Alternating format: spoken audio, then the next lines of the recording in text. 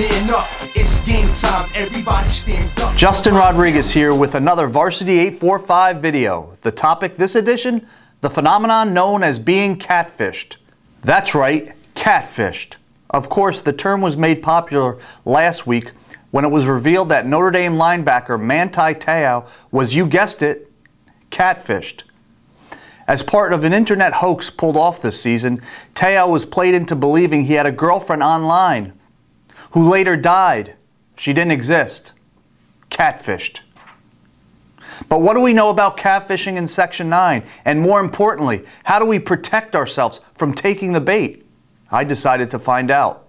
Listen to Burke Catholic basketball players Patrick Joyner, Stan Busick, and Mike Coffey try to define the meaning of catfish. Like when you have like a online date kind of sort of something like that, but they're not really real. You see if they're real or not, something like that. Mike, do you know anything about catfishing? I have no idea.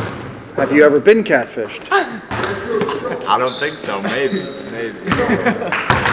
think it's kind of messed up, but I don't know. I guess we gotta wait till we find out all the facts. You can't judge them until you know the facts. Next up, Burke Catholic guard Kyle Smith explains to teammate Avery Boyce what it means to be catfished. Is when, say you were to go home, go on the computer and go online, okay, and you were to go to like eHarmony.com or something like that, some like dating website, and you were to click on some girl's picture, like, wow, she's really good looking, she's attractive. You start talking to her, right? So you talk to her for about a week, and you know she's sending you pictures like in bikinis, like, oh, she's really good looking, blah blah blah. All right, so you ask this girl, all right, let's go on a date. So she says, all right, cool, like we're gonna go out on this date. Say you're going to like Outback in Middletown.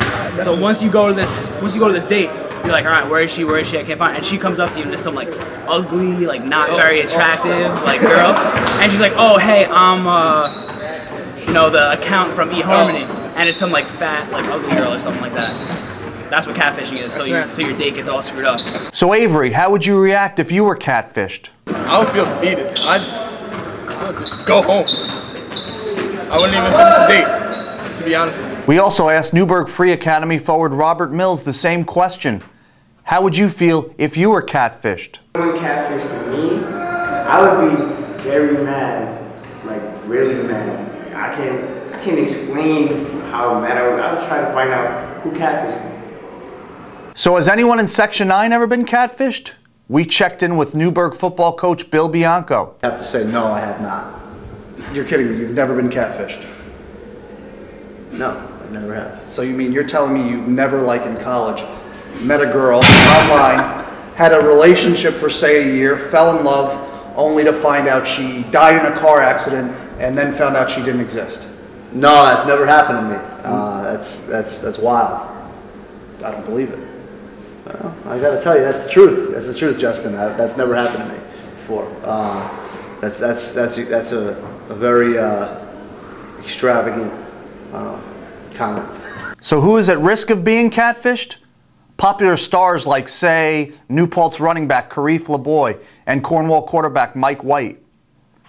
I caught up with them at this weekend's Section 9 football coaches banquet. I don't know right now. I got a girlfriend, but I hope she's real. I haven't come to meet her yet, but she's supposed to be coming out.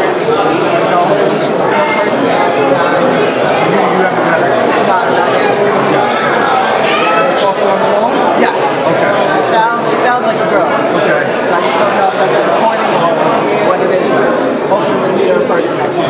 Okay, and for you, Mike, we heard about the girls cheering for you home and away. I mean, what's going to happen? Are you looking out? Are you on the radar? I mean, to avoid getting catfish, how does that work? Absolutely. On Twitter, there could be some fake girls out there tweeting to me, and I could be getting all gassed up in the head, and I got all these girls to me, but in reality, they could be all just trying to flirt me and stuff like that.